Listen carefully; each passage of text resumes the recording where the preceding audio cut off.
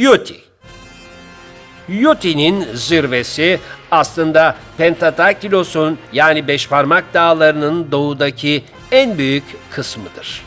Alt kısmında Yudi Plaşı bulunmaktadır. Yudi Dağı'nın altındaki en büyük mağarada Aziz Afsendios isminde bir aziz, sofu bir yaşam yani dinine aşırı bağlı bir yaşam yaşadığına inanılıyor. Bu mağarada daha sonra Dünya Savaşları döneminde köyde Luka ismindeki rahibin ölüm tehlikesini atlatana kadar belli bir süre burada saklandığı anlatılır. Bundan dolayı bu mağaraya Papa Luka mağarası denilmiştir. Yuti'nin yan tarafında kemerli bir kaya ve yukarısındaki tepelerde 2. Dünya Savaşı'nda bir gözlem direği olarak dikilen küçük bir bina duruyor. Alman hava saldırılarına erken uyarı verilebilmesi özelliğinden dolayı bu bina yapılmıştır. Muhteşem bir manzarası olan bu noktadan kilometrelerce öteleri ve adamızın kuzey sahilini görebiliyoruz. Ve havanın açık olduğu günlerde Türkiye'nin güney sahil kesimindeki dağları dahi görebildiğimiz bir nokta burası. Yudi Zirvesi. Yudi Dağı'nın ismi tarih öncesine dayanan Yudi efsanesinden gelmektedir. Gelin bu hikayeyi Mehmet Bozkurt hocamızdan dinleyelim.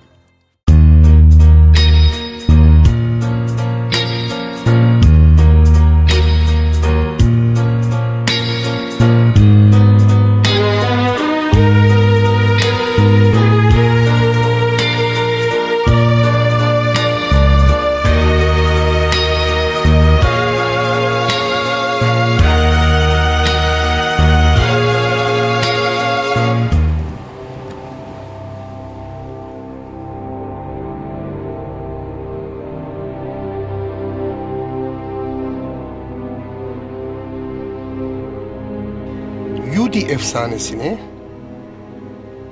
biz değerli arkadaşım, araştırmacı yazar, gazeteci Sayın Hasan Karaokçu ile birlikte bu köyleri, bu bölgedeki tüm köyleri gezerek ve birçok kaynağa başvurarak derledik. Yudi efsanesi gerçekten şimdiye kadar derlediğimiz en muhteşem bir efsane. Birçok görsel yapı mevcuttur Yudi'de. Bölgeyi bugün gezmeye başlıyoruz.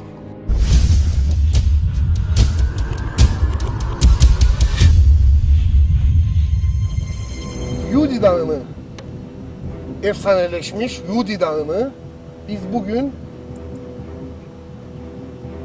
gizemlerini çözmeye çalışacağız. Özellikle şu karşıdan arkadan olarak gördüğümüz şu kaya kütlesi, birazdan oraya gidip yaşanan olayı Tanrı'nın sevgili kulu olan Yudi'yi ve sonunu göreceğiz.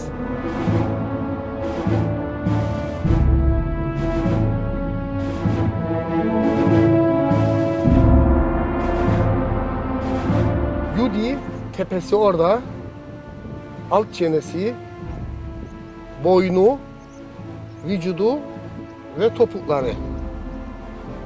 Oraya düşmüş, son kemerin olduğu nokta orasıdır ve oradan Yudi geçecekti. Ancak deniz kıyısı orada, kumlar varmış ve kumların üzerine düştü.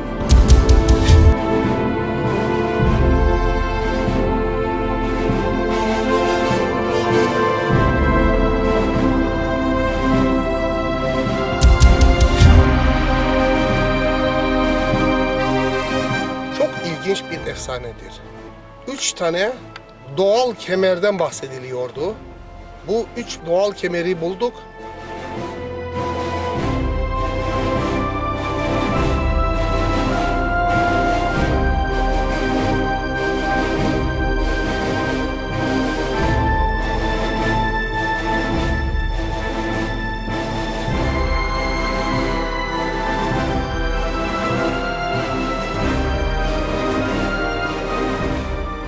Ve en sonda da Yudi'nin taş kesilmiş şeklini burada bulduk.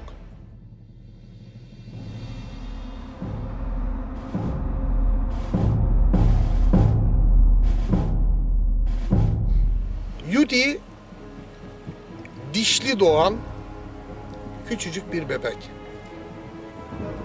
Anladılır ki dişli doğanlar Tanrı'nın özel kullarıdır. Ve bunlar ne isterlerse melekler yardımıyla her şeyleri kabul edilir. Bütün dilekleri olur. Yudi küçücük bir bebek. Devamlı olarak hep ağlıyor. Doymak nedir bilmiyor. Annesi onu emziriyor. 5-10 dakika geçiyor, tekrardan acıkıyor. Ve annesinin memesinden devamlı olarak süt içiyor. Dişleri olduğu için annesinin göğsüne zarar veriyor.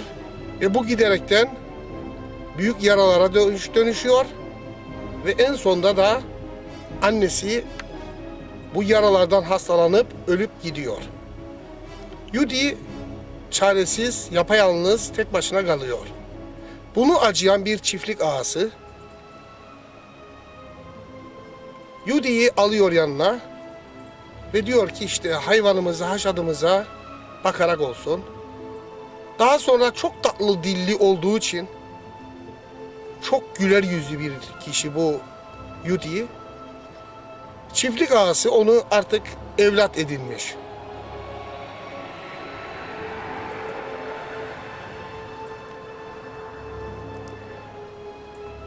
Yudi ayakkabıları yok. Tanrı'dan geceliğin dua ediyor. Ertesi gün sabahleyin bakıyor ki yatağının altında bir çift yeni ayakkabı. Oysa çiftlik ağası acıdığı için Yudi'yi sevinsin diye bir çift ayakkabı ısmarlamış ve önceden ısmarladığı bu ayakkabıları getirip yatağının altına koymuş. Yudi dua edip bütün gece yalvarıyor Tanrısına ama sabahleyin kalktığı zaman görüyor ki bir gün önceden konulan ayakkabılar yepyeni, mis kokulu. Hemen ayağına geçiriyor, Tanrısına teşekkür ediyor. Tabii ertesi günü başka bir şey istiyor. Ve böylelikle tesadüfi birçok olayı gerçekleşmiş olarak buluyor. Bir gün hayvan istiyor. Çiftlik ağası içinden geçirmiş birkaç tane hayvan vereyim ben bu bizim hezmikara der. Hayvanları olsun. Veriliyor. Daha sonra evleniyor. Ev sahibi oluyor. Tabii hep çiftlik ağasının sayesinde.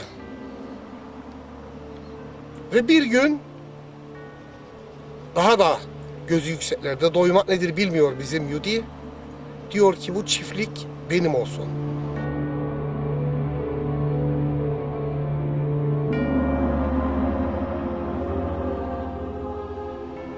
Çiftlik ağasının hanımı ölmüş. Çocukları uzak diyarlara gitmiş ve orada okumuşlar. Büyük kişiler olmuşlar. İşte doktor, avukat ve babasının ziyarete gelmesini bekliyorlar. Babaları kırmıyor çocuklarını ve gidiyor onları ziyarete. Çiftliği Yudi'ye teslim ediyor. Bir sürü hayvan, inekler, koyunlar, keçiler, birçok servet. Çok güveniyor ya Yudi'ye. Yudi hele bir ele geçirmiş. Çiftlik benim diyor artık. Ve günün birinde geri dönüyor çiftlik ağası. Ancak Yudi elinde bir kılınç. Diyor ki yaklaşırsan kafanı da keserim. Bu çiftlik benim. Adam şaka yapıldığını zannediyor. Yudi bir vurmada adamın kafasını uçuruyor. Ne isterse oluyor artık Yudi'nin. Her şey Yudi olması lazım. Bütün insanlar Yudi'nin yanında çalışıyor. Birçok daha çiftliği geliştiriyor ve büyük bir hükümdarlık kuruyor. Daha da ileri gitmek istiyor. Bir akşam rüyasında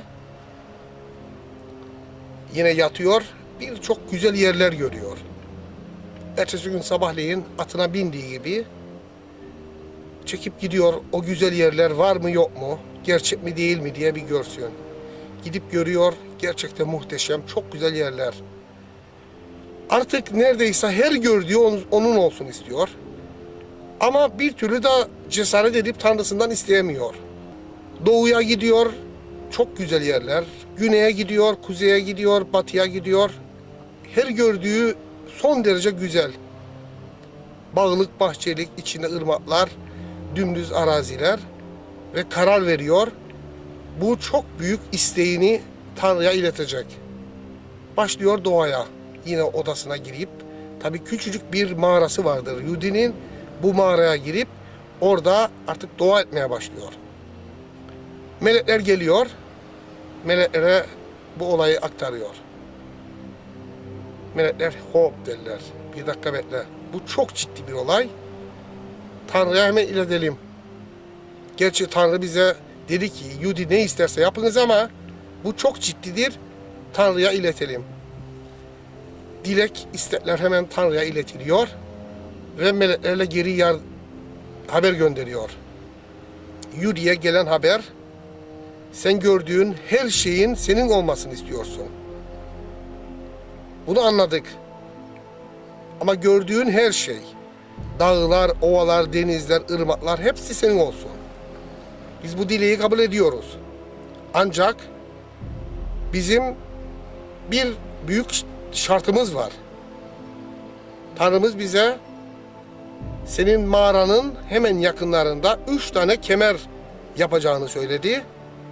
Ve bu kemerin birincisi sabah güneş doğarken orada hazır bekleyeceksin.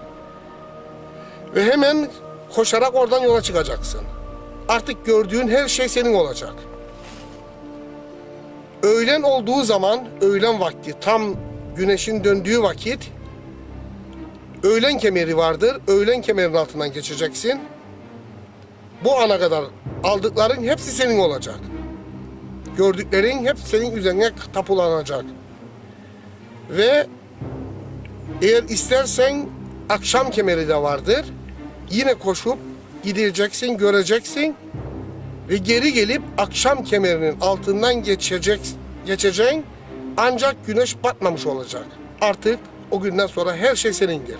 Yudi hazırlanır, bir hafta boyunca dinlenir ve şartları kabul etmiştir.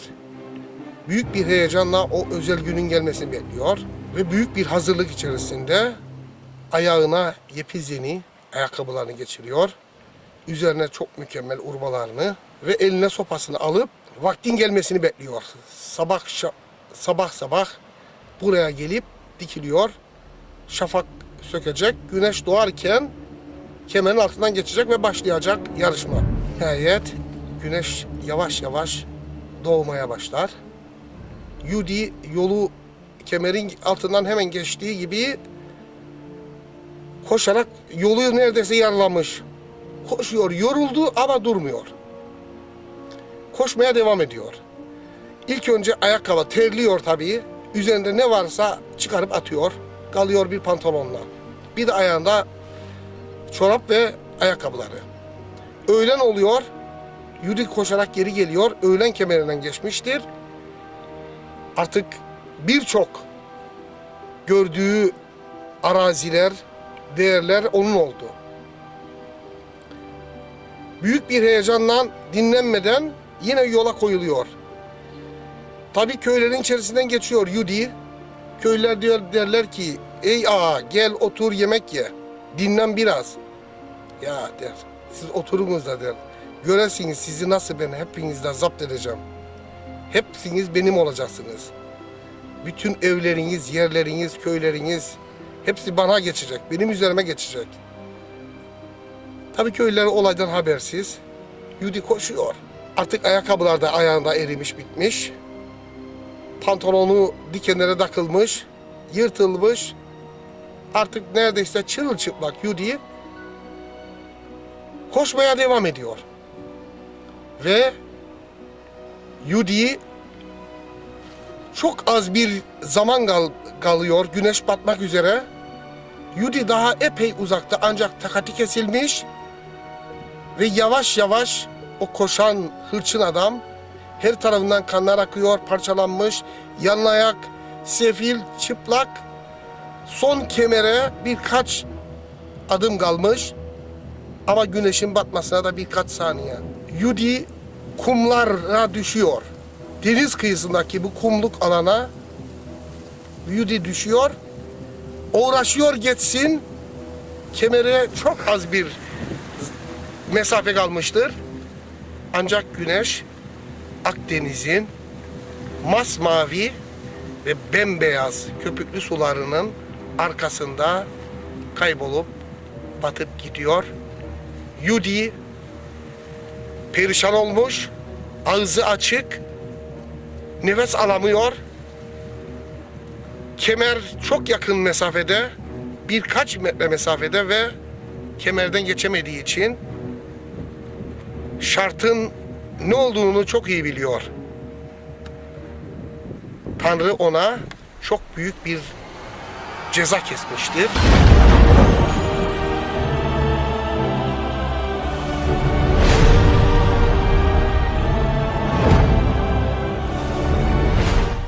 Yudi orada ağlayarak çırılçıplak hırsına yenik düşmüş. Doymak nedir bilmeyen Yudi orada taş kesilmiş ve kendi adıyla anılan bu dağ orada oluşuvermiş.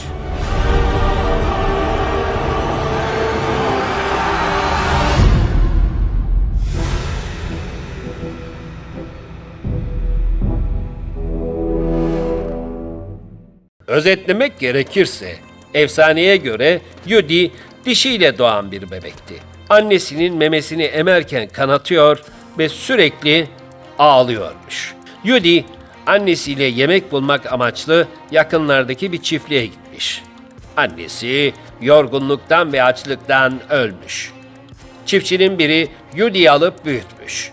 Yudi sürekli dua ederek Tanrı'dan hep bir şeyler istemiş. Ayakkabısı yokmuş. Ustası dua ederken onu duyup gece başucuna yeni bir çift ayakkabı koymuş. Çok çalışkan biriymiş. Melekler de dualara destek verip evlenmesini, mal mülk sahibi olmasını sağlamışlar. Ancak doymak bilmezmiş bizim Yudi.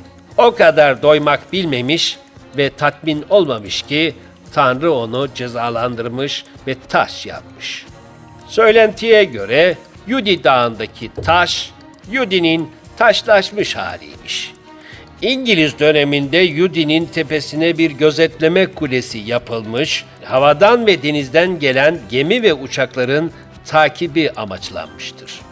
Bugün Yudi paraşütçülerinin sıklıkla kullandığı bir zirve olarak insanların uçuş zevkine cevap vermektedir.